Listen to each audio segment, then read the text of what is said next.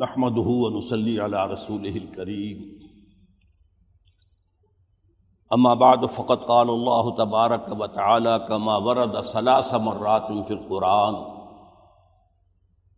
في سورة التوبة وسورة الفتح وسورة الصف.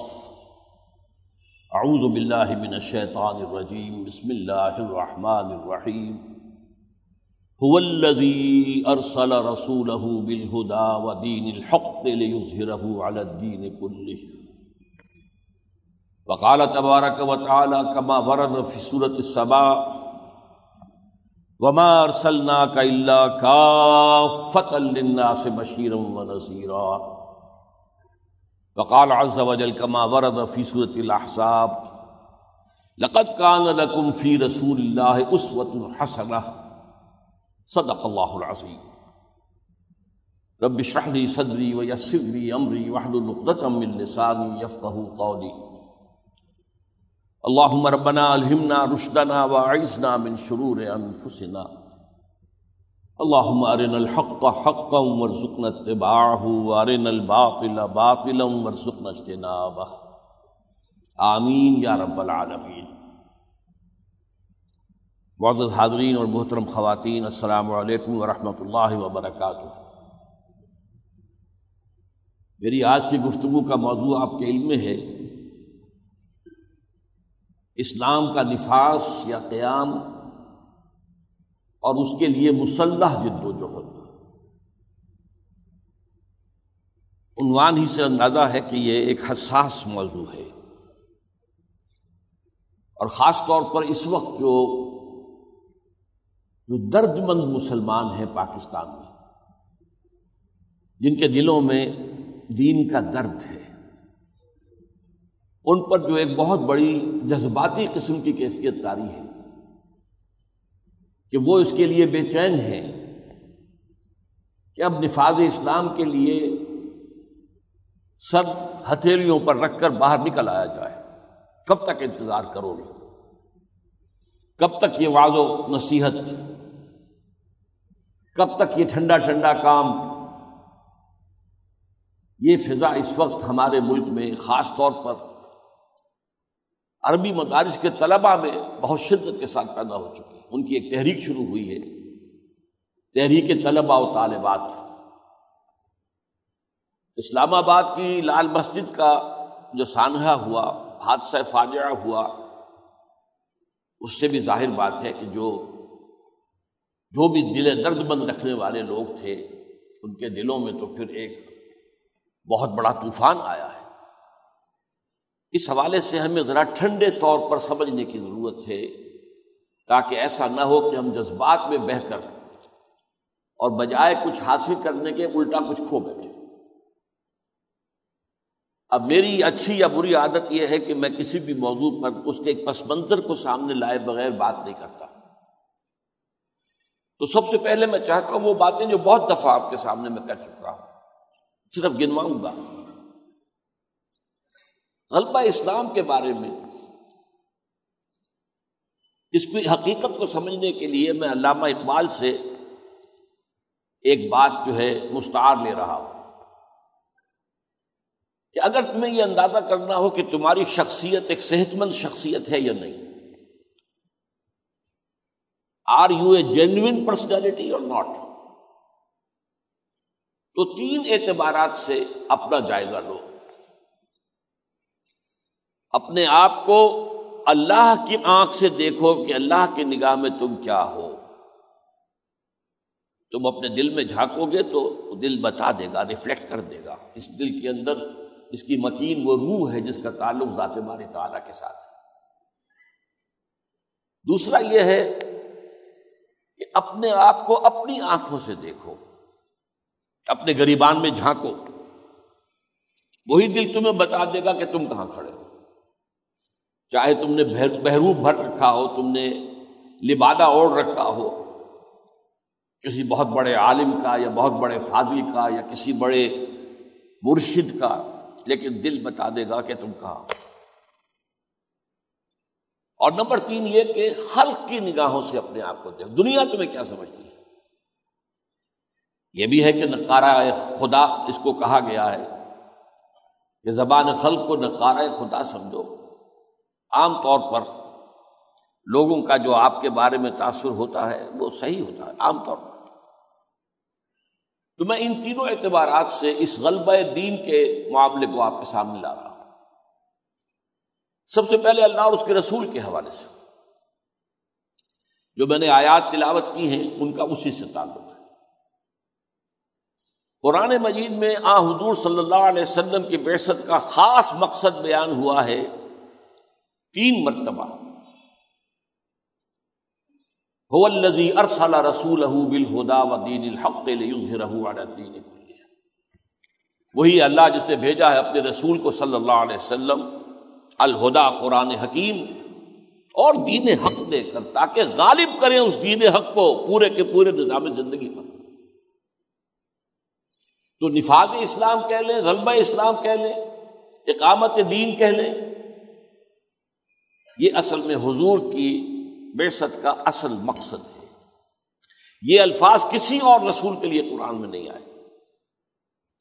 میں بارہا کا کہہ چکا ہوں، بہت سے الفاظ مشترک ہیں، مبلغ، معلم، مربی، مزکی، نذیر، بشیر، یہ تو تمام کے لیے، تمام رسولوں کے لیے۔ یہ الفاظ حضور کے سوا کسی کے لیے نہیں آئے۔ خاص آپ کا مقصد غلبہ دین۔ نمبر 2 یہ کہ یہ غلبہ دین آپ نے اپنی زندگی میں اپنے دست مبارک سے جزیرہ نما عرب میں تو کر دیا، لیکن اس سے بات پوری تو نہیں ہوئی، اس لیے کہ آپ کو بھیجا گیا پوری نوع انسانی کے لیے۔ وما ارسلناک الا کافۃ للناس بشیرا ونذیرا، ہم نے نہیں بھیجا ہے محمد آپ کو مگر پوری نوع انسانی کے لیے۔ تو جب تک پوری نوع انسانی پر یہ دین غالب نہ ہو، حضور کا مقصد بعثت تاحال مکمل نہیں ہے۔ یہ دوسری بات ہے، اسی لیے اس کی خبریں دی گئی ہیں۔ حضور نے فرمایا صلی اللہ علیہ وسلم، ایک تو آپ نے 5 ادوار گن دیے اپنے دور سے لے کر، میں مطلب بیان نہیں کروں گا، وقت بہت نکل جائے گا۔ ایک میرا دور نبوت، پھر دور خلافت علی منہاج النبوت، پھر ظالم ملوکیت کا دور، یہ بنو امیہ اور بنو عباس اور ترکوں کی حکومتیں، یہ شہنشاہیتیں تھیں، یہ کوئی خلافت تو نہیں تھی، خلیفوں کے محل تو نہیں ہوتے تھے، ابو بکر کا، عمر کا، عثمان کا، علی کا کوئی محل نہیں تھا رضی اللہ تعالیٰ عنہ۔ وہ بیت المال کو اپنی ذاتی جاگیر تو نہیں سمجھتے تھے۔ بہرحال پھر چوتھا آپ نے فرمایا غلامی والی ملوکیت، یعنی وہ دور جو اب ختم ہو چکا ہے بظاہر، جس کو ہم کہتے ہیں یورپین کولونیلزم، تمام عالم اسلام غلام ہو گیا، کہیں انگریزوں کا، کہیں فرانسیسیوں کا، کہیں اطالویوں کا، کہیں ہسپانویوں کا، کہیں ڈچ کا، تو یہ سارے جو ہے سب کے سب غلام، پوری امت غلام۔ یہ ہے ملکن جبرین۔ پھر فرمایا پھر آئے گا دور خلافت علی منہاج النبوہ، وہ دور اب زیادہ دور نہیں ہے، اس لیے کہ یورپین امپیریلزم کا بستر طے ہو چکا، اگرچہ براہ راست تسلط ان کا ختم ہوا ہے، بالواسطہ تسلط موجود ہے، اب بھی اصل پاورز تو وہی ہے، وہی ویسٹرن ورلڈ، وہی جو بھی اب جو خاص طور پر اس کا بڑا حصہ جو ہے پروٹیسٹنٹ عیسائیوں کا، وہ یہودیوں کا اعلی کار بن چکا ہے، لہذا یہودی اور عیسائی سمجھیے وہ ایک اور طرز پر اپنا غلبہ جو ہے اس کی کوشش کر رہے ہیں، کولونیلزم کا وہ گویا کہ بدل، کہ ایک عالمی مالیاتی نظام ہم ایسا بنا دیں دنیا میں کہ لوگ بس کام کرنے والے رہیں اور ان کی کریم جو ہے وہ ہم کھینچتے رہیں، ہاں چھاچھ ان کو دے دیں گے، وہ بھی پیتے رہیں اور زندہ رہیں، اگر آخر کچھ ہوتا تو دینا پڑے گا۔ یہ ورلڈ بینک، IMF، گلوبلائزیشن، یہ سب کیا ہو رہا ہے، ٹرپس وغیرہ وغیرہ، میں اس وقت تفصیل میں نہیں جا سکتا، لیکن حضور کی خبر ہے کہ پھر خلافت علی منہاج النبوت کا دور آئے گا، اور وہ آئے گا، لا محالہ آئے گا۔ اس کے لیے ایک حدیث میں ضرور چاہتا ہوں کہ آپ کو سنا دوں، حضرت ثوبان جو ہیں حضور کے آزاد کردہ غلام ہیں، جو پہلے غلام تھے آپ نے آزاد کر دیے، ان کی روایت ہے مسلم شریف میں، اور یہ کسی دوسرے درجے کی کتاب میں نہیں، صحیحین میں سے صحیح مسلم۔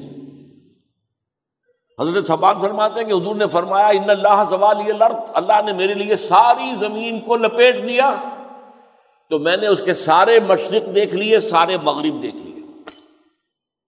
وَإِنَّ أُمَّتِي سَيَبْلُغُ مُلْكُهَا مَا زُوِيَ لِي مِنْهَا، سن لو میری امت کی حکومت ان تمام علاقوں پر قائم ہو کر رہے گی جو زمین کو لپیٹ کر مجھے دکھا دیے گئے۔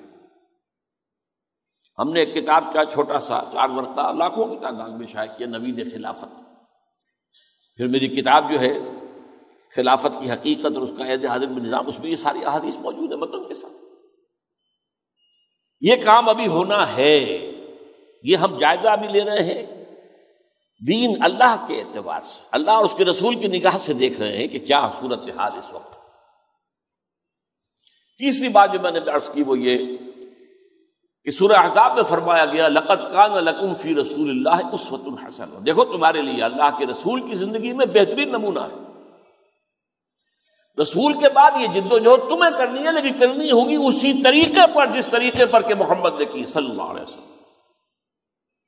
ادھر ادھر ہو جاؤ گے، دیکھو گے بازار میں کون سا سکہ زیادہ چل رہا ہے اسی کو ہم بھی لے لیں، استعمال کر لیں، ناکام رہو گے۔ خلاف پیمبر کسے راہ گزین کہ ہرگز بمنزل نہ خواہد رسید، رسول اللہ کے طریقے کے خلاف یا مختلف طریقہ اختیار کرو گے کبھی منزل تک نہیں پہنچ سکتے۔ اب میں چاہتا ہوں کہ آپ یہ دیکھیں کہ دنیا کی نگاہ میں کیا ہے۔ اس وقت آپ کو معلوم ہے پورا ویسٹرن ورلڈ جو ہے، امریکہ اور یورپ، وہ بار بار کہہ رہے ہیں ہمیں خطرہ ہے مسلم فنڈامنٹلزم کا۔ یو ایس ایس آر جب ختم ہوا اس کے بعد بھی نیٹو کو سٹرینگتھن کیا مزید، تو پوچھا گیا اب کائے کے لیے گیا، تمہارا دشمن تو ختم ہو گیا۔ نہیں، ہمیں اسلامک فنڈامنٹلزم کا خطرہ ہے۔ اثر نو نیٹو کی ایکسٹینشن مضبوط کرنا، بہت مزید مسلح کرنا۔ اور بش کی زبان سے الفاظ نکل گئے تھے کہ یہ چاہتے ہیں ہسپانیہ سے لے کر اور انڈونیشیا تک خلافت قائم کر دیں۔ تو میں حیران ہوا تھا، ہسپانیہ کا تو کسی مسلمان کو تو شاید خیال نہ آیا ہو آج تک، وہ تو ہمارے لیے ایک بھولی بسری داستان ہے نا۔ اگرچہ اقبال نے کہا تھا ہے ارض فلسطین پہ یہودی کا اگر حق، ہسپانیہ پر حق نہیں کیوں اہل عرب کا؟ اگر کبھی یہاں یہودی تھے اور کچھ عرصے ان کی حکومتیں رہی ہیں یہاں، تو ہسپانیہ میں 800 برس مسلمانوں کی حکومت رہی ہے۔ اگر تم نے یہاں لا کر فلسطین میں آباد کیا ہے یہودیوں کو تو ٹھیک ہے، عربوں کو جان دو، جا کر آباد کریں اور اسپین ان کے حوالے کر دو۔ ان کے دل میں بیٹھا ہوا کہ یہ باز نہیں آئیں گے یہ مسلمان۔ گلوبل فنڈامنٹلزم کا انہیں خطرہ ہے، یہ چیز وہ دیکھ رہے ہیں۔ اور یہ چیز اصل میں جو ان کا گرو ہے ابلیس لعین، اس کی آنکھ سے اقبال نے آج سے تقریباً 100 برس پہلے دیکھ لیا تھا۔ ابلیس کی مجلس شورا میں ابلیس نے کہا ہے مجھے نہ اشتراکیت کا ڈر ہے، نہ مجھے جمہوریت کا خوف ہے، ہم نے خود شاہی کو پہنایا ہے جمہوری لباس، جب ذرا آدم ہوا ہے خود شناس و خود نگر، اور کب ڈرا سکتے ہیں مجھ کو اشتراکی کوچہ گرد یہ پریشاں روزگار آشفتہ مغز آشفتہ ہوں؟ نہیں ہے، اگر کوئی خطر مجھ کو تو اس امت سے ہے جس کی خاکستر میں ہے اب تک شرار آرزو، خال اس قوم میں اب تک نظر آتے ہیں، وہ کرتے ہیں اشک سحر گاہی سے جو ظالم وضو۔ لیکن اس کے بعد اقبال نے اپنی ایک آبزرویشن بتائی ہے، ابلیس کو اندیشہ ہے مسلمانوں سے کہ اگرچہ انگارے پر راکھ آ گئی ہو تو انگارہ نظر تو نہیں آتا، کہیں آپ نے اس کو ہاتھ لگا دیا تو آپ کو پتہ چلے گا اس کے اندر تو آگ ہے۔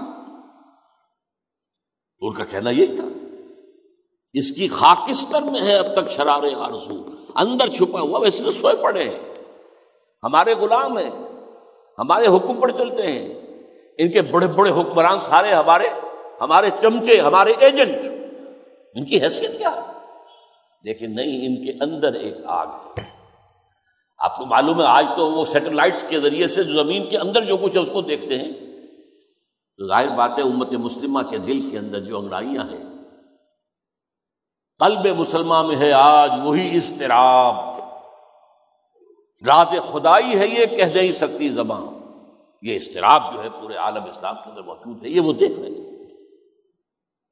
اس حوالے سے یہ جو میں نے ابلیس کی مجلس شورا کی بات بیان کی آپ کے سامنے، یہ پچھلا جو میثاق آیا تھا 2 مہینے کا مشترک شمارہ، اس کے اندر میری 60 صفحے کا ایک مضمون ہے جس میں میں نے اس ابلیس کی مجلس شورا نظم کی وضاحت کی ہے۔ بدقسمتی سے آج اردو بولنے والے بھی اردو جانتے ہی نہیں، ذرا سی ثقیل ہو ادبی اردو ہو اسے کون سمجھے گا؟ تو اردو نظم ہے وہ، لیکن یہ کہ اس کی تسہیل اور تفسیر مجھے کرنی پڑی ہے، وہ پچھلے شمارے میں، یا یہ شاید تازہ وہی ہو، 2 مہینے کا ہے، شاید ہو سکتا ہے یہاں سٹال پر کچھ اس کے نسخے موجود ہیں۔ اب آپ دیکھیے نمبر 3، امت مسلمہ اپنے آپ کو اپنی آنکھ سے دیکھے تو کیا نظر آتا ہے؟ پہلی بات تو یہ نظر آتی ہے کہ واقعی ایک جذبہ، ایک سویا ہوا جذبہ کہہ لیں لیکن موجود ہے۔ یہ جذبہ اتنا قوی تھا کہ عام دنیاوی اصولوں کے مطابق بھارت کے مسلمانوں نے حماقت کی کہ مسلم لیگ کو ووٹ دیے۔ پاکستان تو بننا تھا تو یہاں بننا تھا، یو پی میں تو نہیں، سی پی میں تو نہیں، مدراس میں تو نہیں، بمبئی میں تو نہیں۔ حماقت نہیں تھی، اپنے پاؤں پر کلہاڑی مار رہے، لیکن کیوں؟ یہ جذبہ یہ تھا، جس جذبے کو قائد اعظم نے بیان کیا، اور جب انہوں نے اس کی جو ہے پورے ملک کے اندر منادی کر دی، یہ مسلمان کے دل کی بات تھی۔ حالانکہ آپ کو معلوم ہے کتنی بڑی طاقت جمعیت علماء ہند، مولانا مدنی رحمۃ اللہ علیہ جیسی شخصیت، مولانا آزاد جیسا نابغہ جینیس۔ آپ کو معلوم ہے سرحد کے اندر سب سے بڑی مضبوط تحریک کون سی تھی؟ جو وہ سرخ پوش تحریک، باچا خان بڑا عوامی لیڈر، سرحدی گاندھی، یہ ساری باتیں۔ پنجاب میں سب سے زیادہ مضبوط کون تھے؟ مسلمانوں احرار تھے، ان جیسے لیڈر پیدا ہی کس نے نہیں کیے، مقرر اور وائس، لیکن بنا پاکستان۔ اور پاکستان بنانے میں اصل دخل وہ جو ہے مائنورٹی پروونسز کے مسلمانوں کا۔ پنجاب میں تو آخری وقت تک مسلم لیگ کی منسٹری نہیں بنی، سرحد میں آخری وقت تک کانگریس کی منسٹری تھی، وہ تو لے دے کے سندھ میں تھی منسٹری مسلمانوں کی، مسلم لیگ کی۔ اور سب سے پہلے وہی جو ہے ڈسولوژن ہوئے، سب سے پہلے بنگالی، جہاں پر سب سے طویل عرصے تک متحدہ بنگال میں مسلم لیگ کی حکومت رہی تھی، لیکن سب سے پہلے وہی ڈسولوژن ہو گئے۔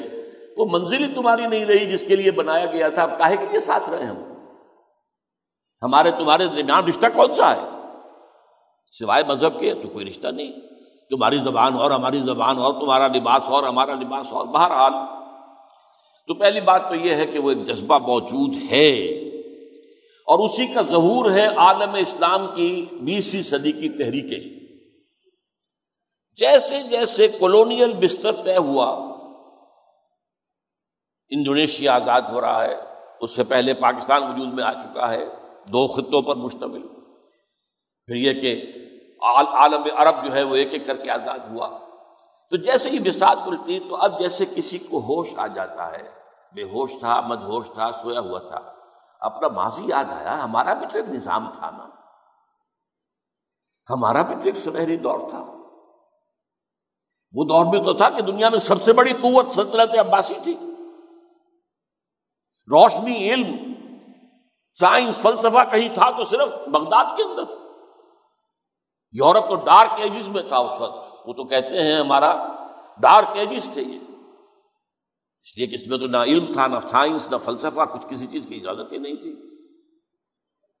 بہرحال یہ تحریکیں جو چلی ہیں، پھر انڈونیشیا سے شروع کر دیجئے تو جو وہاں کی مسجوبی تحریک تھی، پھر ہندوستان کے اندر تبلیغی جماعت اگرچہ اس انداز کی نہیں تھی، وہ اصل میں خاص طور پر جو ایک شدی کی تحریک شروع ہو چکی تھی، اور خاص طور پر راجپوتوں کے علاقے میں، راجپوتانے میں اور میوات میں، جو دہلی سے بہت قریب تھا، بڑے پیمانے پر مسلمان ہندو ہو رہے تھے، تو اس کا راستہ روکنے کے لیے مولانا الیاس رحمۃ اللہ علیہ نے یہ طریقہ کار وضع کیا، اور بہت کامیاب تھا، اس میں کوئی شک نہیں۔ لیکن یہ کہ جماعت اسلامی قائم ہوئی، اس سے پہلے ابوالکلام نے قائم کی تھی حزب اللہ، جس کا مقصد تھا حکومت الہیہ کا قیام۔ صرف مذہب نہیں، مذہب کا دفاع بھی ہمیں کرنا ہے، لیکن اصل میں تو اللہ کا حکم، اللہ کی حکومت، اللہ کی سلطنت قائم کرنی ہے، اللہ کا نظام قائم کرنا ہے۔ بہرحال ان کو کوئی خاص ریسپانس نہیں مل سکی، روایتی علماء نے ان کی مخالفت کی، پھر مایوس اور بددل ہو کر پھر کانگریس میں شریک ہو گئے، لیکن پھر مولانا مودودی میدان میں آئے، جماعت اسلامی قائم کی۔ اسی طرح آپ کو معلوم ہونا چاہیے ایران میں فدائین اسلام تھے، اسی طرح آگے چلیے عالم عرب کے الاخوان المسلمون، بہت بڑی تحریک، بہت بڑی تحریک، اور یہ دو بالکل متوازی ہیں، جماعت اسلامی اور الاخوان بالکل متوازی، ایک ہی فکر، ایک ہی جذبہ، ایک ہی نظریات۔ جماعت اسلامی کے پاس لٹریچر بہت مضبوط تھا، ان کے ہاں جذبہ بہت شدید تھا، ان دو چیزوں میں ذرا فرق ہوتا۔ سید قطب نے رحمۃ اللہ علیہ صدر ناصر کی جو عدالت تھی، کورٹ مارشل، اس میں مانع تسلیم کیا، اس کے اوپر الزام لگایا گیا تھا کہ تم یہاں مودودی کا فکر پھیلا رہے ہو، اس نے کہا ہاں میں نے ان سے استفادہ کیا ہے، میں جھوٹ نہیں بولتا۔ حال ہی میں مجھے ایک صاحب نے بتایا ہے، ایرانی تھے جن کی ملاقات ہوئی ہے، ان کے بڑے بھائی ابھی زندہ ہیں، محمد قطب، کسی عرب ملک میں غالباً قطر میں مقیم ہیں۔ ان کا جب مولانا مودودی کی کتاب قرآن مجید کی 4 بنیادی اصطلاحات شائع ہوئی ہے، 25 مرتبہ میرے بھائی سید قطب نے وہ کتاب پڑھی تھی۔ بہرحال یہ تحریکیں جو ہے اسی کا مظہر ہے کہ ایک امنگ ہے، ایک ولولہ ہے، ایک خواہش، لیکن بدقسمتی کہیں بھی کامیابی حاصل نہیں ہو سکی تاحال۔ اس کا اصل سبب کیا؟ مقصد صحیح جان لیا، دین کا غلبہ، لیکن طریقہ کار کے بارے میں یہ بات نگاہوں سے اوجھل ہو گئی کہ طریق صرف طریق محمدی سے ہو سکتا۔ لوگوں نے سمجھا ہمارے کتنے بڑے بڑے دارالعلوم قائم ہو گئے، آخر اسلام کے لیے کیے تھے نا، لیکن یہ کہ ان کے ذریعے سے کوئی اسلامی انقلاب تو برپا نہیں ہو سکتا تھا، نہ ہوا۔ اور آج جو طلبہ جو ہیں دینی مدارس کے، وہ جو مایوس ہو رہے ہیں، دل شکستہ ہو رہے ہیں، کہ پڑھتے رہو، ہر سال بہت سے مفتی بن کر نکل آئے، بہت فارغ التحصیل نکل آئے، کیا کریں گے؟ مسجد میں جا کر امامت کریں گے یا کوئی اور؟ یہ جو زیادہ ذہین ہوں گے وہ ایم اے کر لیں گے، کیونکہ اس کے اندر گنجائش ہے کہ وہ انگریزی کے امتحان دے لیں تو ٹھیک ہے، وہ ایم اے بھی، پھر پی ایچ ڈی کا راستہ بھی کھلا ہوا، لیکن کوئی انقلاب پر کے اسلام نافذ کرنا یہ پیش نظر نہیں تھا۔ یہ طریقہ بھی جیسا کہ میں نے آپ کو بتایا، تبلیغی جماعت ایک خاص مقصد کے لیے قائم ہوئی تھی، وہ تھی وہ جو ہندوؤں کی شدی کی تحریک تھی، اس کا توڑ کرنے کے لیے۔ مدارس میں بھی دیوبند خاص طور پر قائم کیوں ہوا تھا؟ اور اس کے یہ سارے بچے ہیں، کتنے بڑے بڑے دارالعلوم جو دیوبند کے، وفاق المدارس، مجھے بتایا گیا 18,000 مدرسہ ان کا ہے، صرف مردوں کا، اور مردوں کا مزید عورتوں کے ہیں اس ملک کے اندر۔ یہ کس لیے تھا؟ انگریز کے خلاف نان کوآپریشن، نہ تمہاری زبان پڑھیں گے، نہ تمہارا لباس پہنیں گے، نہ تمہاری طرح میز اور کرسی پہ بیٹھ کر کھائیں گے، نہ چمچے استعمال کریں گے۔ یہ تھا اصل میں نان کوآپریشن، ایک ریزسٹنس، ان کی تہذیب کا راستہ روکنے کے لیے۔ لیکن یہ کہ اس کے اندر اسلام کو قائم کرنے کی جدوجہد تو نظر نہیں آ رہی۔ پھر یہ کہ تبلیغی جماعت جو ہے کس قدر بڑی ہے، اس وقت اللہ کا شکر ہے۔ لاہور کے قریب رائے میں بھی 15 لاکھ کا ان کا اجتماع ہو جاتا ہے۔ اب تو وہ ایسا بڑا ہو گیا کہ وہ اب 1 سال کا اجتماع سالانہ 1 نہیں 2 حصوں میں کر دیا۔ مشرقی پاکستان میں ٹونگی کے مقام پر 30 لاکھ آدمی جمع ہوتے ہیں، لیکن ان کے ساتھ نے بھی نظام کو قائم کرنا، انقلاب برپا کرنا یہ نہیں ہے۔ لوگ گاڑیاں رکھ لیتے ہیں، پائچے جو ہے ٹخنوں سے اونچے ہو جاتے ہیں، نماز میں انہیں لطف آنے لگتا ہے، دعاؤں میں اذکار کا ان کو جو ہے اس میں حلاوت ملتی ہے، ذاتی طور پر تو بہت اس کے اثرات ہوتے ہیں، لیکن اجتماعی نظام جس کے لیے حضور بھیجے گئے تھے اس کا کہیں سے تو آغاز ہو۔ دوسرے یہ کہ ہمارے ہاں علماء کی بڑی مؤثر تنظیمیں انتخابات کی طرف چل نکلی، چلو لوگوں سے ووٹ مانگو، انہیں مغالطہ ہوا کہ لوگوں اس کے ووٹ بننے سے پاکستان بن گیا، ووٹ سے بنانا تو ووٹوں سے یہاں اسلام آ جائے گا، نہیں، اسلام کا آنا اور بات ہے اور پاکستان کا بن جانا اور بات ہے۔ وہ قومی جدوجہد تھی، قوم نے ووٹ دے دیے۔ یہ تو نہیں تھا کہ مسلم لیگ میں وہی آئے گا کہ جو اسلام پر کاربند بھی ہو۔ توبہ کیجیے، جو بھی مسلمان ہے، مسلم ہے تو مسلم لیگ میں تمہارا نام ہونا چاہیے محمد حسین، غلام محمد۔ واقعی شراب کا ٹھیکہ چلا رہے ٹھیک ہے کرو، تھا کہ نہیں؟ تو قومی تحریک سے وہ قومی ملک تو وجود میں آ گیا، لیکن یہ کہ اس کی سلیکشن کے ذریعے سے یہاں اسلامی نظام آ جانا محال تھا۔ اور اب جو تجربہ ہو گیا ہے کہ ہمارے ایک صوبے کے اندر بلکہ 2 صوبوں میں کتنی بڑی طاقت حاصل رہی ہے، ایم اے کو حاصل کیا ہوا؟ کچھ بھی نہیں۔ اصل میں بات کیا ہے، یہ آج جذبہ بھٹک رہا ہے، جذبہ ہے صحیح راستے پر نہیں۔ نشان راہ دکھاتے تھے جو ستاروں کو ترس گئے ہیں کسی مرد راہدار کے لیے، یہ بات جو ہے نگاہوں سے نکل گئی کہ امام مالک نے فرمایا تھا لن يصلح آخر هذه الامه الا بما صلح به اولها۔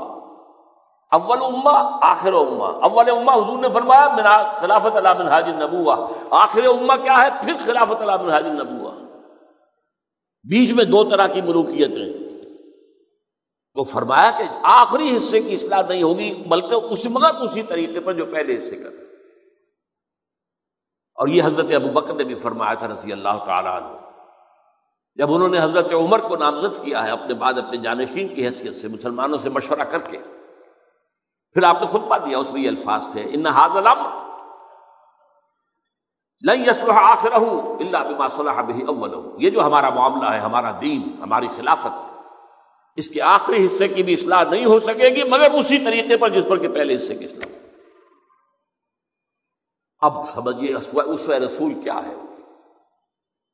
اب اس پر آپ کو معلوم ہے 20 برس ہو گئے مجھے، تقریریں ہیں، میری کتاب ہے منہج انقلاب نبوی، ویڈیوز ہیں، آڈیوز ہیں، سی ڈیز ہیں، ڈی وی ڈیز ہیں، پھر وہ ذرا ضخیم کتاب تھی تو پھر میں نے اس کا ایک خلاصہ جو ہے رسول انقلاب کا طریق انقلاب کو شائع کی ہے، موجود ہے۔ لیکن ظاہر بات ہے آج میں صرف اس کو 2 حصوں میں بیان کروں گا۔ پہلا مرحلہ ہے ایک حزب اللہ کو تیار کرنا، جماعت بنانا، حزب بنانا۔ ایک ہے امت تو سب ہے، لیکن اصل امت تو وہ ہوتی ہے جس کا امام ایک، ہمارا امام ایک کہاں ہے؟ علامہ اقبال نے صحیح کہا کہ اس وقت کوئی امت مسلمہ دنیا میں موجود نہیں ہے، صحیح کہا۔ امت امام کے ساتھ ہوتی ہے۔ امام کون ہے ہمارا؟ Instead there are a number of Muslim nations, امت مسلمہ آج نہیں ہے، ہاں ایک معتدل تعداد کے اندر مسلمان قومیں ہیں، یہ ہے، یہ بالکل صحیح ایگزیکٹلی حقیقت حال کی عکاسی۔ اب کیا ہوا ہے کولونیل رول کے بعد، وہ جو نمبر آف مسلم نیشنز تھے وہ نمبر آف مسلم اسٹیٹس قائم ہو گئی، نیشنل اسٹیٹس، دیٹس آل۔ اسلام تو کہیں نہیں آیا۔ معلوم ہوا کہ پہلے کام کیا ہے، ایک حزب اللہ کی تیاری ہے۔ حزب اللہ سے مراد کیا ہے؟ افراد کے دلوں میں حقیقی ایمان ہو، یقین والا ایمان، صرف اقرار باللسان والا ایمان نہیں، یقین والا ایمان۔ وَلَٰكِنَّ اللَّهَ حَبَّبَ إِلَيْكُمُ الْإِيمَانَ وَزَيَّنَهُ فِي قُلُوبِكُمْ، دلوں میں کھبا دیا تمہارے، صحابہ کرام سے فرمایا۔ یہ ہوگا قرآن کے ذریعے سے، اتر کر ہرا سے سوئے قوم آیا اور ایک نسخہ کیمیا ساتھ لایا۔ اس کتاب نے ذہن بدلے، عقائد بدلے، نظریات بدلے، انسان اندر سے بدل گیا۔ باہر کی تبدیلی تو بہت بعد میں لائی گئی ہے، اندر سے بدل گیا۔ پھر یہ کہ اس حزب اللہ کی دوسری شرط، اس وقت یقین والے ایمان کا ثبوت کیا تھا کہ لوگ برداشت کر رہے ہیں، صبر کر رہے ہیں، مارے کھا رہے ہیں، بائیکاٹ ہو رہا ہے، گھروں سے نکالے جا رہے ہیں، بھوکے رکھے جا رہے ہیں، ڈٹے ہوئے۔ ابھی شریعت تو تھی نہیں، ابھی نہ سود حرام تھا، نہ شراب حرام تھی، کچھ بھی نہیں تھا۔ ابھی نماز بھی کہیں جا کر 11ویں سن کے اندر، یعنی ہجرت سے کوئی 1-1.5 سال پہلے 5 وقتہ نماز کا نظام آیا، سورہ بنی اسرائیل کی جو آیات، ورنہ یہ کہ صبح کی اور شام کی نماز، یا اس سے پہلے صرف رات کا قیام تھا، قم اللیل الا قلیلا۔ تو وہ ثبوت کیا تھا؟ صبر، مصابرت، کھڑے رہنا۔ آج ثبوت کیا ہوگا؟ اسلام پر تو مار پڑتی نہیں، شریعت پر مار پڑتی۔ حرام چیزوں کو چھوڑو، اللہ تللے ختم ہو جائیں گے، روکھی روٹی ملنی مشکل ہو جائے گی۔ اپنے کاروبار کو حرام سے پاک کر کے دیکھو. یہ آپ کے بڑے بڑے کاروبار ہیں، سود کے بیچ میں سے نکال دیجئے، کیا ہوگا؟ رہ جائیں گے وہ کاروبار اس سطح پر. پردہ آپ اپنے گھر میں نافذ کر کے دیکھیے، آپ کی اپنی برادری بائیکاٹ کر دے گی. آپ ان سے کون ناطا کرے، کون رشتہ کرے؟ یہ جو بڑے دقیانوسی لوگ ہیں. کیسے ممکن ہے ایک داماد جائے گھر میں اپنے سسرال کے اور گھر کے اندر نہ جائے؟ بیٹھک میں بیٹھے، اس لیے کہ اندر سالیاں جو ہیں وہ تو اس کی محرم نہیں ہے. محرم تو بیوی ہے اور ساس ہے، یہ محرم ہے. باقی جو سالیاں اندر ہیں وہ تو محرم نہیں ہے. تو شریعت جس پر عمل جتنا کیا جا سکتا ہو کیا جائے، یہ دوسری شرط. تیسرے، ان کا تزکیہ ہو جائے. یزکیہم. تزکیے سے مراد کیا ہے؟ آپ کا کوئی اور مقصود نہ رہے سوائے اللہ کو راضی کرنے کے اور آخرت کی فلاح کے. کوئی حکومت کا، کوئی جائیداد بنانے کا، کوئی شہرت حاصل کرنے کا، کوئی کسی اور اعتبار سے نمایاں ہونے کا. اگر یہ جذبہ ہے تو چاہے آپ حضور کے ساتھ ہو کر جہاد میں شریک ہیں، آپ جہنمی ہیں. ہوا ہے ایک صاحب کے بارے میں اطلاع آئی کہ شہید ہو گئے تو جنت میں چلے گئے. آپ نے فرمایا نہیں، میں نے تو اسے آگ میں دیکھا ہے. تھا تو حضور کے ساتھ ہی اور جہاد میں قتل ہوا. بعد میں معلوم ہوا کہ وہ زخمی ہو گئے تھے اور برداشت نہیں ہو سکا تو چھری پھیر لی اپنے گردن پر اور خودکشی کر لی. اس طرح سے پوچھا گیا، ایک شخص جو ہے مال غنیمت کے لیے جنگ کرتا ہے، ایک شخص اپنی شجاعت اور بہادری کے اظہار کے لیے کرتا ہے، ایک شخص کسی حمیت کے تحت کرتا ہے کہ حضور کسی ایسے قبیلے کے خلاف جو ہے کوئی مہم بھیج رہے ہیں جن سے ان کی خاندانی رنجشیں ہیں، پرانی عداوتیں اب چل رہے ہیں، اب بدلہ لینے کا وقت آئے گا. تو یہ ان میں سے کون ہے مجاہد فی سبیل اللہ؟ آپ نے فرمایا کوئی نہیں، ان میں سے کوئی بھی مجاہد فی سبیل اللہ نہیں.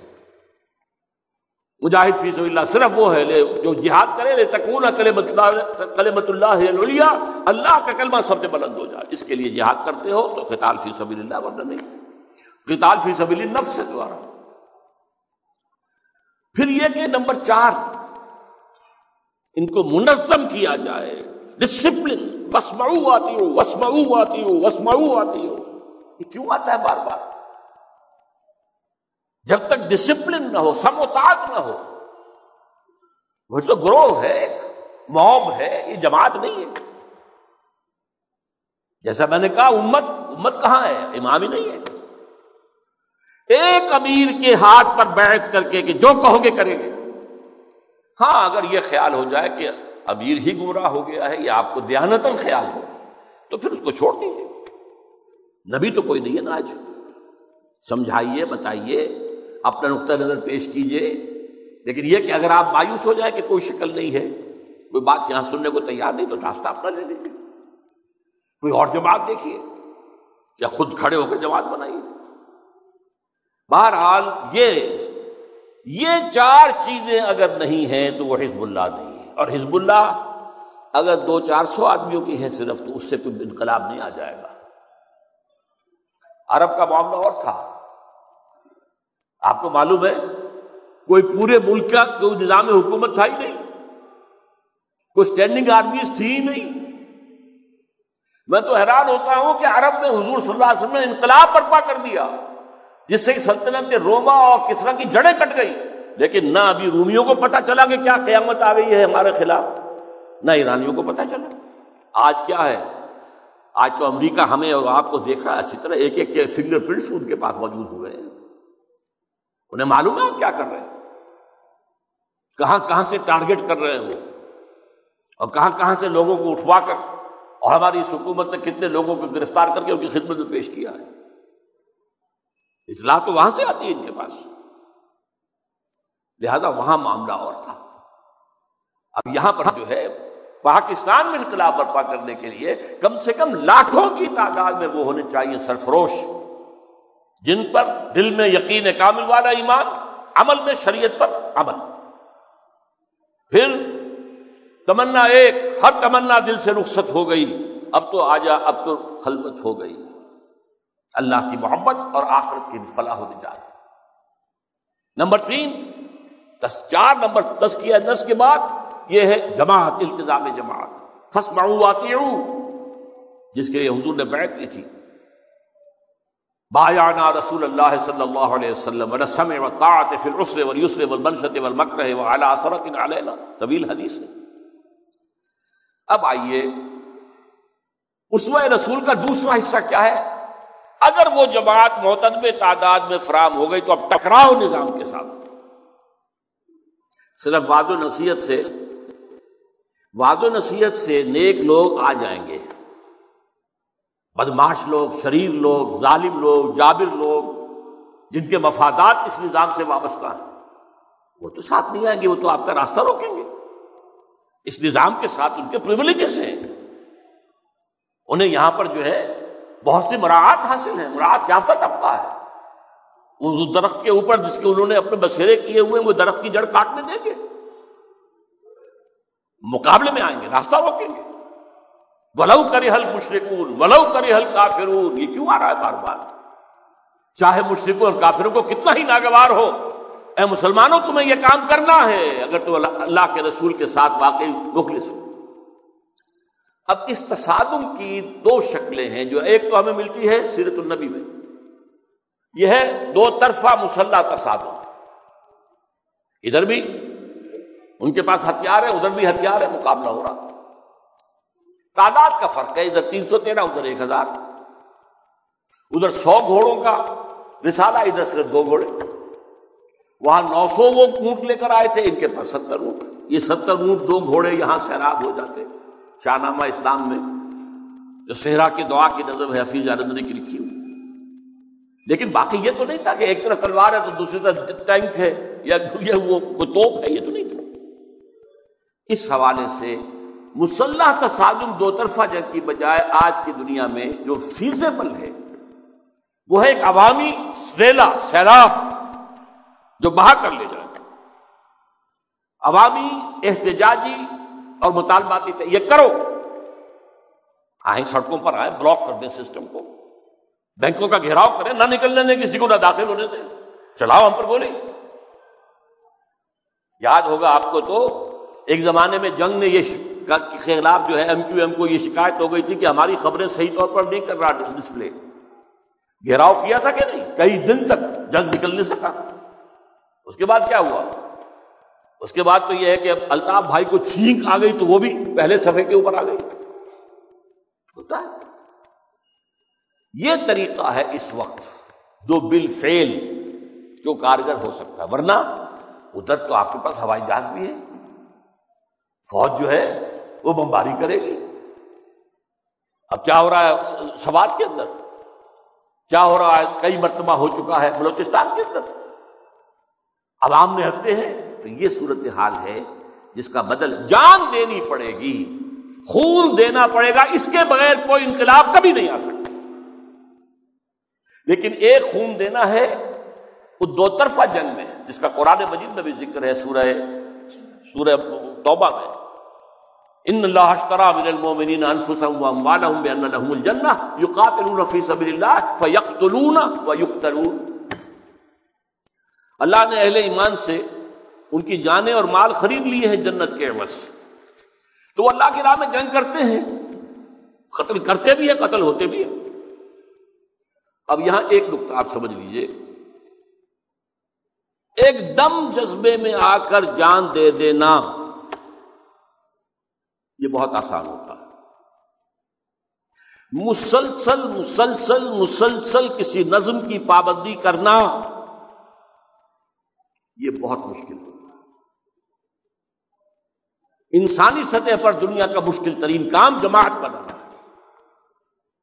ہر انسان کی اپنی ایک ذہنی ساخت ہے، ہر ایک انسان کا اپنا لیول آف کانشسنس ہے، فہم اور فکر کا کی اپنی ایک سطح ہے، ہر انسان کی اپنی کچھ ترجیحات ہوتی ہیں، ہر انسان کا اپنا ذہن کا ایک خاص ڈھانچہ ہوتا ہے۔ یہ ان کو جمع کرنا آسان کام نہیں، اور خوگر بنانا، جو حکم لیا جائے مانا۔ اسی کی بات میں نے ابھی آپ کو حدیث سنا دی ہے، میں ترجمہ نہیں کر رہا، بہت مرتبہ سنایا وہ ترجمہ۔ حضور کی اطاعت تھی ہر کام میں، جو وہ کہے، اس لیے غلط کام کا حکم دے ہی نہیں سکتے تھے، آپ تو معصوم تھے۔ ہاں یہاں اب جو اطاعت ہوگی فی المعروف، اگر وہ شریعت کے دائرے کے اندر اندر حکومت تو مانا جائے گا۔ وہ جس کو کہتے ہیں نا کہ لکڑی جو ہے بھڑک اٹھی آگ کے اندر جو ختم ہو گئی، اور ایک یہ ہے کہ وہ لکڑی سلگ رہی ہے۔ یہ 12 سال تک مکے میں سلگ رہے تھے مسلمان، وہ بھڑک کر کھڑے ہو جاتا، وہ حکم مل جاتا تو بہرحال بدر کی جنگ میں بھی کم سے کم 80 تو تھے جو مہاجرین تھے۔ یہ کہاں سے آئے تھے؟ مکے سے آئے تھے۔ تو 80 مہاجرین اگر وہاں کھڑے ہو گئے ہوتے تو آخر ایسا تو نہیں تھا کہ بالکل ہی سب کے سبھی ختم کر دیے جاتے۔ کیا وہاں کے بڑے بڑے سرداروں کو قتل نہیں کر سکتے تھے؟ لیکن نہیں، حضور نے انتظار کیا۔ اور آپ کو معلوم ہے کہ یہ صبر جو ہے کتنا مشکل ہوتا ہے، کہ حضور نے صلی اللہ علیہ وسلم جو خود اللہ کے برگزیدہ ترین انسان، انہیں بھی بار بار کہا جائے فصبر فصبر فصبر فصبر، اے نبی جلدی نہ کیجیے، فلا تعجل علیہم، جلدی نہ کیجیے، یقیناً آپ کا مشن پورا ہوگا، آپ کامیاب ہوں گے، لیکن ابھی ذرا واہجرہم ہجرا جمیلا، ان سے اپنا تعلق منقطع کر دیجیے خوبصورتی کے ساتھ، صبر کیجیے۔ اور حضور صحابہ سے یہ کہتے تھے صبر کرو صبر کرو صبر کرو صبر کرو۔ تو یہ چیز جو ہے سلگنا مشکل، بھڑک اٹھنا آسان۔ اب صورتحال یہ ہے کہ ہمارے ملک میں جو مختلف تحریکیں کام کر رہی ہیں، اس سے وابستہ لوگوں کے اندر ایک بد دلی، پشمردگی، کوئی نتیجہ نکلا ہی نہیں۔ یہ 30-23 لاکھ کے اجتماع کیا فائدہ ہوا ان کا، جو اگر ہمارا دین قائم نہیں ہوا؟ یہ بڑی بڑی جماعتیں الیکشن میں حصہ لے رہی ہیں، کیا حاصل ہوا آج تک؟ اور جو مدرسے کے طلبہ کہہ رہے ہیں ہمارے پڑھتے پڑھاتے ہی رہیں گے، بس ہمارے یہ اساتذہ یہی کام کر رہے ہیں، انہوں نے میدان میں آئے کبھی، باطل کو للکارا کبھی، حق کو قائم کرنے کی جد و جہد میں حصہ لیا کبھی؟ یہ ہو رہا اندر ہی اندر۔ اس وقت بڑی جذباتی فضا ہمارے، بڑی جذباتی فضا، مواد پہلے سے تھا۔ اسلام آباد کی لال مسجد کے سامنے نے اس کے اندر جو ہے وہ چنگاری ڈال دی، اور جذبات بہت ہیں۔ لہذا اب صورت یہ ہو چکی ہے کہ ان تمام طریقوں سے مایوس ہو کر کہ نہ وعد و نصیحت سے کچھ بنے گا یہاں، نہ الیکشن سے کچھ ہوگا، نہ مدارس چاہے اور بن جائیں 18,000 کی بجائے 36,000 ہو جائے، ان سے بھی کچھ نہیں ہوگا۔ اس کی بجائے فوراً مسلح جد و جہد شروع کرنی چاہیے۔ یہ ایک بڑے پیمانے پر ہمارے لوگوں کے اندر درد مند ہیں، مخلص ہیں، اسلام کا غلبہ چاہتے ہیں۔ اتنے عرصے کی ناکامیوں کا ان کے اوپر ایک بددلی کا اثر، فرسٹریشن پیدا ہو چکی ہے کہ کب تک ہم یہی کام کرتے رہیں گے؟ اب تو میدان میں آنا چاہیے، نکل کر خانقاہوں سے ادا کر رسم شبیری، کہ رسم خانقاہی ہے فقط اندوہ دلگیری۔ لیکن اصل میں یہ ہے، یہ بات مسلح تصادم ہرگز حرام نہیں ہے، چاہے مسلمانوں کے خلاف کرنا پڑے۔ میری بات ڈنکے کی چوٹ سن لیجیے، اگر کسی جگہ پر ایک اسلامی تحریک انقلابی اتنی مضبوط ہو جائے کہ وہ میدان میں آ جائے، تو پھر اگر مسلح تصادم کے لیے امکانات ہوں تو وہ جائز ہو، چاہے اوپر بیٹھا ہوا مشرف جو ہے وہ کہے کہ میں تو مسلمان ہوں، میں بھی تو مسلمان ہوں، تم کہاں سے نئے مسلمان آ گئے، وہ حسنی مبارک ہو، وہ کوئی ہو۔ آج اس کے فتوے کئی آ چکے ہیں علماء کی طرف سے، عام طور پر غلط خیال ہے لوگوں کا، مسلمان حکمران چاہے فاسق و فاجر ہو، ان کے خلاف آپ بغاوت نہیں کر سکتے۔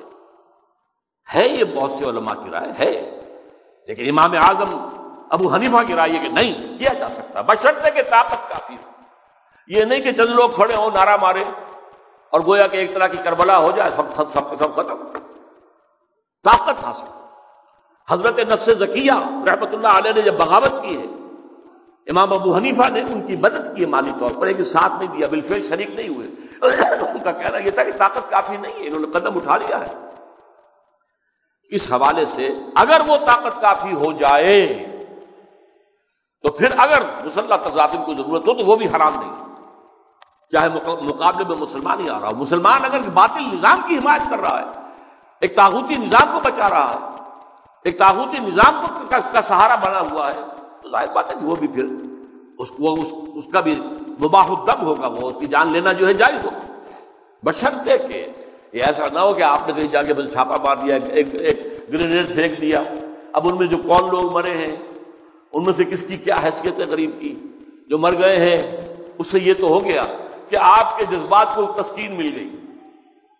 آپ نے کہا کہ یہ چونکہ امریکہ کا پٹھو بیٹھا ہوا ہے لہٰذا ہم یہ کر رہے ہیں، فوجیوں کو مار رہے ہیں، فوجیوں کی ٹریننگ کیمپ کے اندر جا کر آپ دھماکہ کر دیا، ٹھیک ہے، وہ غصہ آپ کا، اس کو تو تسکین حاصل ہو گئی۔ اسی اعتبار سے میں نے اس طرح کے تمام خود کچھ دھماکوں کے بارے میں نے کبھی یہ نہیں کہا کہ یہ حرام ہے، میں نے کہا یہ در حقیقت ایک مایوس ذہن کا رد عمل ہے، کیا کریں اور کیا کریں۔ وہ جو فیض کی ایک نظم ہے بہت مشہور، دشنام نالا ہاؤ ہو فریاد کچھ تو ہو، چیخے ہے درد اے دل برباد کچھ تو ہو، مرنے چلے تو سطوت قاتل کا خوف کیا، اتنا تو ہو کہ باندھنے پائے نہ دست و پا، مقتل میں کچھ تو رنگ جمے جشن رقص کا، آلودہ خون سے پنجہ سیاد کچھ تو ہو، خون پر گواہ دامن جلاد کچھ تو ہو، جب خون بہا طلب کرے بنیاد کچھ تو ہو۔ اس معنی میں میں کنڈون کرتا ہوں، لیکن اس راستے سے اسلام کو نہیں آئے گا۔ یہ بھی وہ راستہ ہے، حالانکہ باقی جتنے راستے آج اس طرح سے اختیار کیے گئے ہیں وہ بھی بدنیت لوگ تو نہیں تھے، جنہوں نے الیکشن کے ذریعے سے سمجھا انہوں نے نیتی سے سمجھا، جو سمجھتے ہیں کہ بس لوگوں کی اصلاح کا کام کرتے رہو، جب سب ٹھیک ہو جائیں گے نظام ٹھیک ہو جائیں گے، وہ بھی دیکھ لیے تھے۔ لیکن اگر ایسا ہوتا تو حضور ہاتھ میں تلوار کاہے کو لیتے؟ حضور سے بڑا کوئی مبلغ، حضور سے بڑا کوئی جو نذیر اور بشیر اور مربی اور مزکی کو ہو سکتا ہے؟ تو آپ نے تلوار لی اس لیے کہ بگڑے تگڑوں کا معاملہ تو کرنا پڑے گا۔ یہ ابو بکر تو آ جائیں گے، ابو جہل تو نہیں آئے گا، ابو لہب تو نہیں آئے گا، حمزہ آ گئے، وہ بھی آئے 6 سال بعد، تو پہلے دن نہیں آ گئے، 6 سال بعد۔ حضرت عمر بھی پہلے دن نہیں آ گئے تھے، 6 سال بعد آئے۔ لیکن یہ کیا گئے، وہ جب یوں سمجھیے کہ پوری طرح وہ جو پھیر دیا گیا اور سب کچھ سے نکل آئے، پھر اس کے بعد اللہ نے وہ جماعت بنا دی، پھر اس نے قتال کیا۔ اب آپ دیکھیے کہ اس وقت اصل میں وہ جو عالمی میں نے آپ کو بتایا جس کی خبر دی حضور نے، اس کی شرط لازم یہ ہے پہلے اسوہ رسول کے مطابق جد و جہد کرتے ہوئے کسی ایک ملک میں انقلاب لاؤ، تاکہ پھر بیرونی دشمنوں کا مقابلہ حکومت کی سطح پر ہو سکے۔ پاکستان میں انقلاب آ جائے تو پھر پاکستان کی 10 لاکھ کی فوج جو ہے وہ اب سپاہی ہوگی کہ نہیں اس کی؟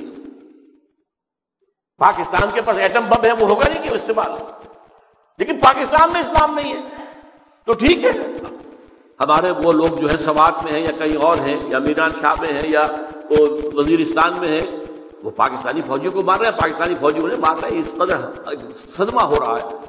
ہاں جب بڑے موقع پر ان کا میزائل آتے ہیں تو وہ تو امریکہ کے، ہماری حکومت خام کا اپنے ذمہ لے لیتی، اب تو مان بھی لیا کہ باہر سے آئے، اور اس کی وجہ کیا ہے؟ جب وہ دیکھتے ہیں کہ کوئی صلح اور مصالحت ہونے والی ہے، وہ ایک میزائل پھینک کر اور کوئی 15 20 30 80 90 لوگ جو ہے مارے گئے تو پھر وہ آگ بڑھ پڑتی ہے۔ اس کی وجہ کیا ہے؟ وہ چاہتے ہیں کہ آگ بڑھ گئے، یہ نوٹ کر لیجیے۔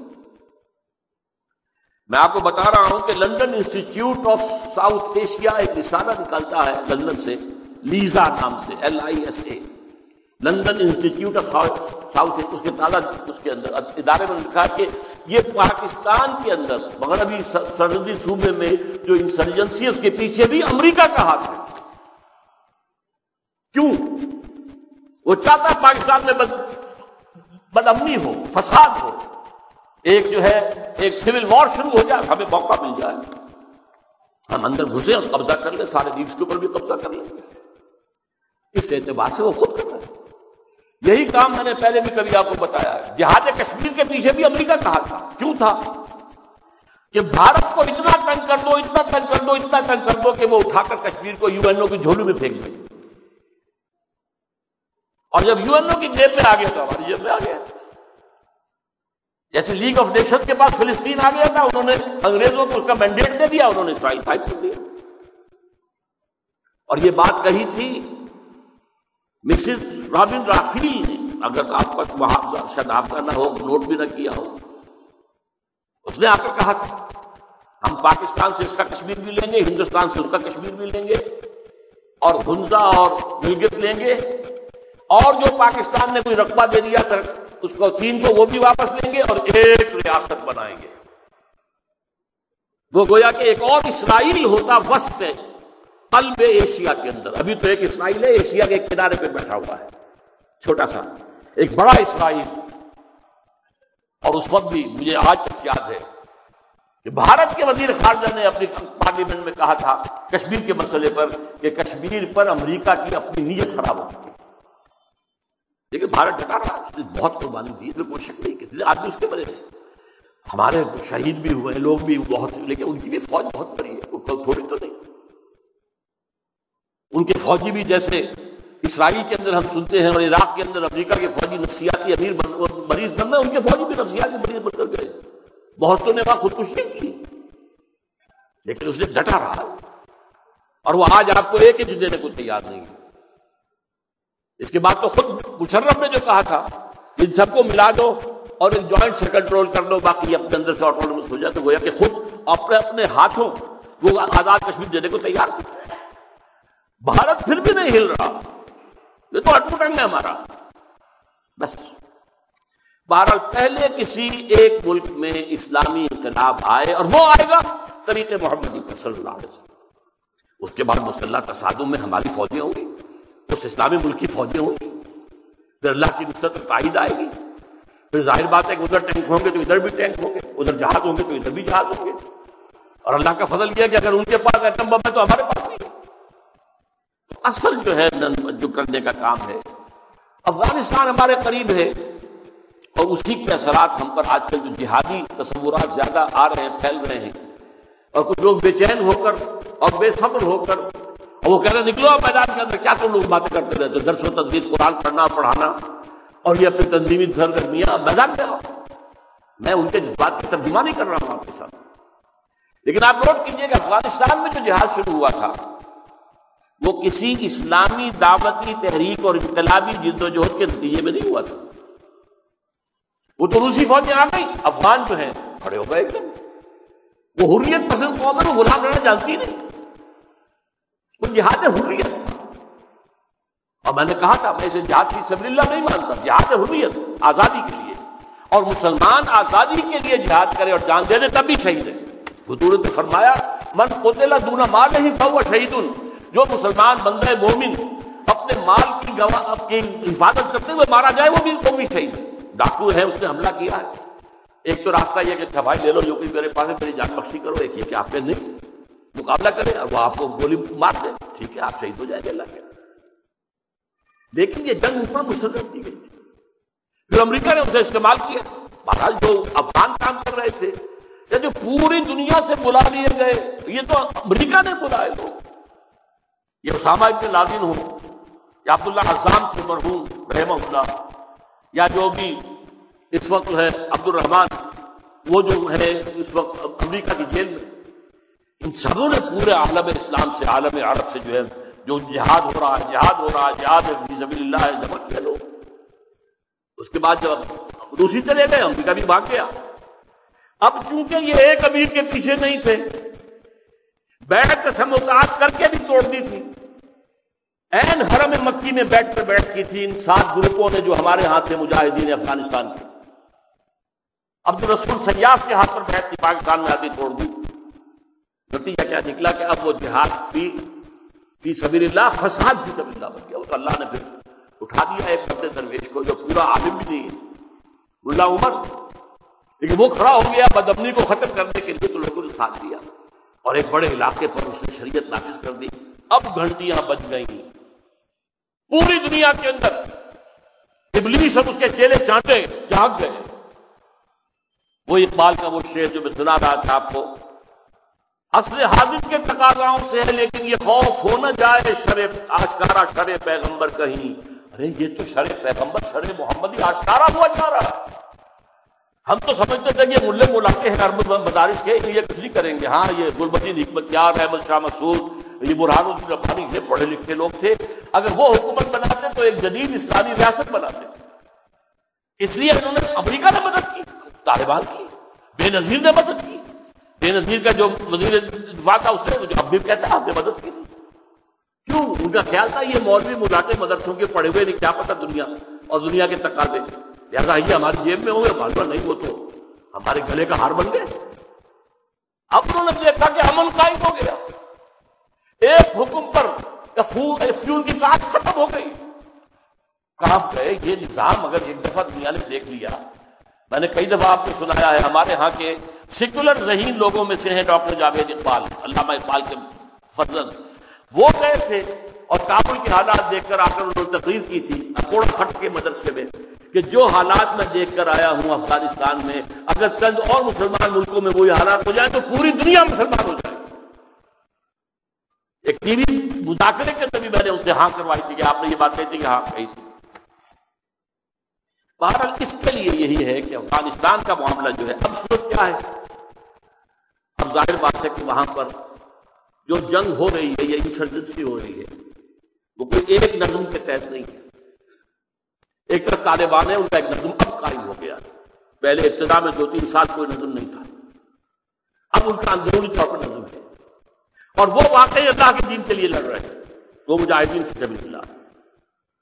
لیکن وہاں ایسے بھی افغان ہیں جو خود کو مذہب پر عمل کرنا بھی نہیں ہے لیکن وہی غلام رہنا نہیں پسند کرتے، وہ گویا کہ حریت کے لیے امریکہ کے خلاف کارروائی کر رہے ہیں۔ پھر وہاں کے وار لارڈز ہیں، انہوں نے اپنے اپنے علاقے بنا رکھے ہیں، اپنی اپنی چھوٹی چھوٹی حکومتیں، کرزئی کی حکومت جو کابل تک محدود ہے، باقی پورے افغانستان میں کرنا ہے، یا تو نیٹو کی فورسز کی حکومتیں یا طالبان کی۔ وہ نہیں چاہتے کہ کوئی مرکزی حکومت یہاں پر قائم ہو جائے اور کہیں اسلامی حکومت آ گئی تو ہمارا معاملہ تو ختم ہو جائے گا، اور ہم جو ساری اسمگلنگ کے ذریعے سے ارب ڈالر دنیا سے لے کر آتے ہیں وہ کھا جائیں گے۔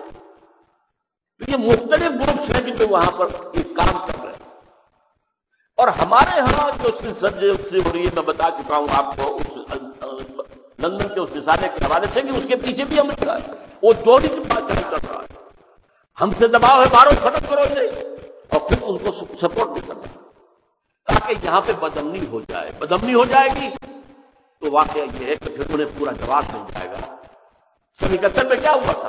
مشرقی پاکستان میں بدامنی ہو گئی اور بھارت نے کہا ہم تو امن قائم کرنے جا رہے ہیں، لیکن ساری خرابی تو ہم نے کی نا، پہلے وہاں فساد تو ہو گیا تھا، آرمی نے وہاں پر جو بھی کیا تھا، پولیس ایکشن کیا تھا، آرمی ایکشن کیا تھا، اس کا رد عمل مسلمان جو ہیں پاکستان کے مشرقی پاکستان میں کھڑے ہوئے مقابلے میں، ہندو بڑی تعداد میں وہاں سے چلے گئے شرطارتھی بن کر مغربی بنگال میں، اس کا بہانہ بنا کر اور امن قائم کرنے آ رہے، ہمارا ملک توڑ دیا۔ اور میں اس وقت آپ سے عرض کرتا ہوں کہ پاکستان کا معاملہ کیا ہے؟ پاکستان میں ایک عرصے تک بہت امید رہا ہوں، بہت امید کہ اسلام کے عالمی غلبے تک اس کا آغاز یہی بنے گا۔ نیرے عرب کو آئی ٹھنڈی ہوا جہاں سے، میرا وطن وہی ہے، میرا وطن وہی ہے۔ اور میں سمجھتا تھا پاکستان کا بننا اسی مشیت عزتی کے تحت موجودے کے طور پر، لیکن آج سے 4 سال پہلے میں بالکل مایوس ہو گیا تھا۔ اب میں نے باقاعدہ تقریر کی، کتابی شکل میں موجود ہے، کتاب کی شکل میں، کیا پاکستان کے خاتمے کی الٹی گنتی شروع ہو چکی، لیکن پچھلے سال 9 مارچ سے جو وہ وکلا کی تحریک چلی اس نے میرے دل میں امید کا ایک چراغ روشن کیا۔ یہ کوئی ہمارے عام جو ہیں تو گلیوں کے لوگ جو ہیں اسٹریٹ ارچنز یا اور جو لوگ جس طرح کے ہو جاتے ہیں عام طور پر عوامی تو نہیں تھے، یہ تو وکلا پڑھے لکھے، انہوں نے جو سختیاں جھیلی، جو محنت کی، جو مشقت کی، جو دھوپیں برداشت کی، جو بلاٹھی چارج ہے، تو میرا جو یہ خیال تھا کہ یہ قوم مردہ ہو چکی ہے، مجھے ساتھ ہوا نہیں، اس میں جان دے۔ شاید ہم سے کمی ہوئی ہے کہ ہم ان تک اسلام کا اصل پیغام نہیں پہنچا سکتے، اسلام کا پیغام جو عوام کی بہبود کے لیے ہو، اسلام کا پیغام جس میں یہ زمینداری کا ہو، یہ ایبسنٹ لینڈ لارڈ کا خاتمہ کیا جائے، کسان کی زمین جاگیرداریاں، عمر بن عبدالعزیز نے آتے ہی خلیفہ بن کے ساری جاگیریں ختم کی تھی، جو کہ حضرت علی کی شہادت کے بعد سے حضرت ابو معاویہ کے زمانے میں جاگیریں دی گئی، پھر دی گئی، ان سب کے مزاح کے وسیلے پیسے لے کر بیٹھ کے ختم دی، کوئی جاگیر نہیں۔ یہ کام اگر یہاں نہیں ہوتا اگر اس کے خلاف ہم آواز نہیں اٹھاتے تو یہ سمجھیں گے وہ مولوی مولا کے یہ عام دوسرے مولوی کی طرح بس یہ بھی نماز روزے کی تلقین کرتے ہیں، اللہ کا خیر کرتا ہے۔ آپ مذکور کو اگر یہ سوشل سیکورٹی نہیں دیتے کہ اگر تمہارے پاس کام نہیں ہوگا تو اس میں تم دے گے، تو وہ کیسے مارکیٹنگ کرے گا مالک کے کارخانے سے، مل کے مالک سے؟ وہ کہہ سکتا ہے صاحب مجھے اتنی بھیج دیجیے تو میں کام کروں گا، ورنہ نہیں کرتا۔ اور وہ ادھر سے اسٹیٹ میں ہے اس کی کچھ بلائی موجود ہے کہ آپ ڈبلر سے تو آپ کو ملے گا۔ آخر دنیا کی نظام ہے کہ نہیں؟ آج اگر پورا زکات کا نظام نافذ ہو جائے، یہ صرف ضیاء الحق نے کیا تھا، بینک کی ڈپازٹ سے نکال دیا اور اس کو زکات کیا دیا، آئی یہاں تو تمام اموال تجارت میں زکات ہونی چاہیے۔ آپ کے 10 لاکھ کا مال پڑا ہوا 2.5% دے دیجیے۔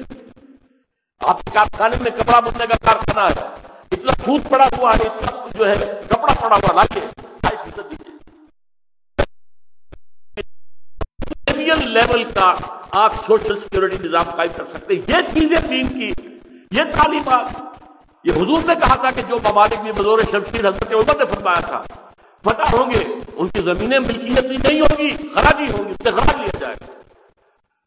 یہ ساری باتیں سمجھنے کی ہیں اور پہچانے کی ہیں لوگوں تک، تاکہ وہ سمجھے کہ واقعی انسان کے لیے ایک بہبود کا پروگرام ہے، ایک Islamic welfare state. Quaid Azam اور علامہ اقبال نے اس کا نقشہ دیکھا۔ اب ہمیں چاہیے یہ کہ اسی طریقے سے ایک تحریک چلائیں اور اس میں اسلام کے اس انقلابی پہلو کو زیادہ بات کریں۔ کیسے تمہارا مسئلہ حل کرتا ہے، کیسا زمین کا کیسا ضبط کرتا ہے، کیسے کارخانے مزدور کا مسئلہ حل کرتا ہے، یہ ساری چیزیں سامنے آئیں گی تو پھر پڑھے لکھے مڈل کلاس سے لوگ نکلیں۔ عام طور پر جو ہے ان لوگوں سے تحریک پھر کامیاب نہیں ہوتی۔ یہ لوگ ہوئے ہیں، اللہ کرے اللہ تعالیٰ انہیں ہمت دے۔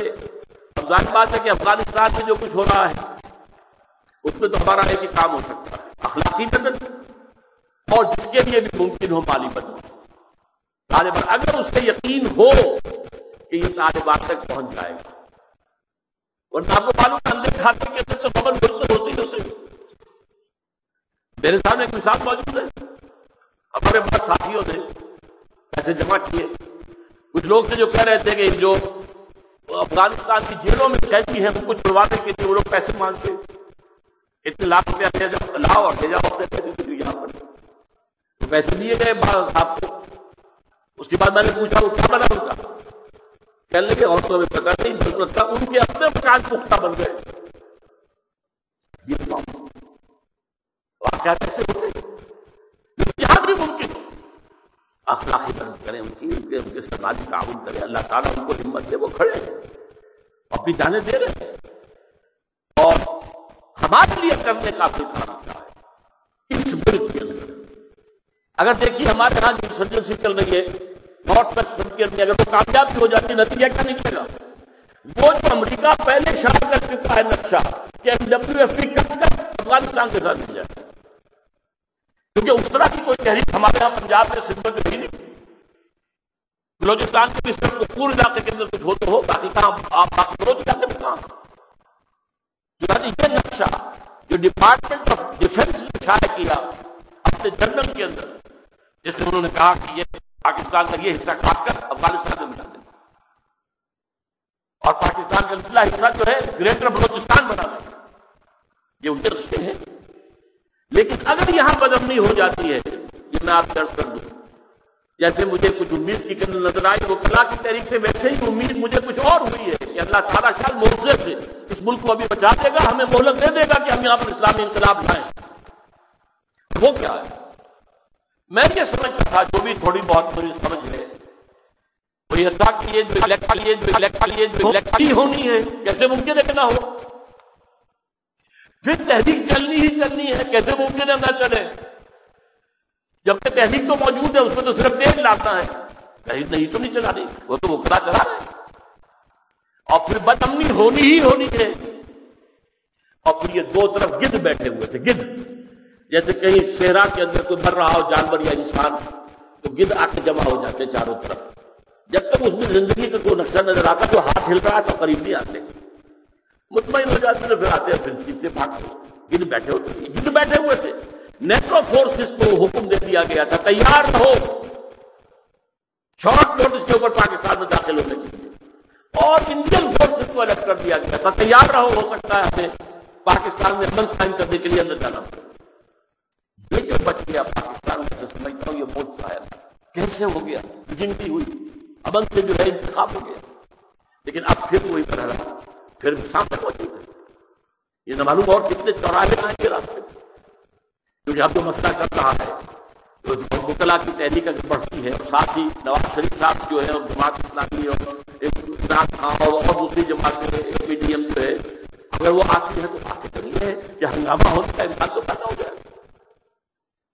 ظاہر بات ہے کہ ایم کیو ایم ہے تو وہ طرف کے ساتھ ہی ہے، پیپلز پارٹی کے ساتھ ہو گئی تو ایک تو خانہ جبی ہو جائے گا، اور اس میں خطرہ موجود ہے۔ اس حوالے سے یہاں پر کسی بھی طرح کا کوئی مسلح کام کرنا، یہ جو ہے کہ ہم دشمنوں کو ان کے اپنے جو ناپاک عزائم ہیں ان کو پورا کرنے کے لیے جواز فراہم کرتے ہیں۔ ہاں تیار ہو جاؤ، جماعت بناؤ، اور سب سے صبر کرو، اور اس کو محنت کی طرح جاؤ۔ نتیجہ اگر نہیں نکل رہا، فکر مت رہو، فرسٹریٹ نہ ہو، امید نہ ہو، نہ امیدی جو ہے وہ تو آپ کو معلوم ہے، لا تیأسوا من روح اللہ، اللہ تعالیٰ کی رحمت سے مایوس نہ ہو، خود اپنی جگہ پر اپنا فرض ادا کریں، انشاءاللہ تعالیٰ اللہ کی مدد بھی آئے گی۔ اقول قولی ھذا واستغفر اللہ لی ولکم ولسائر المسلمین والمسلمات۔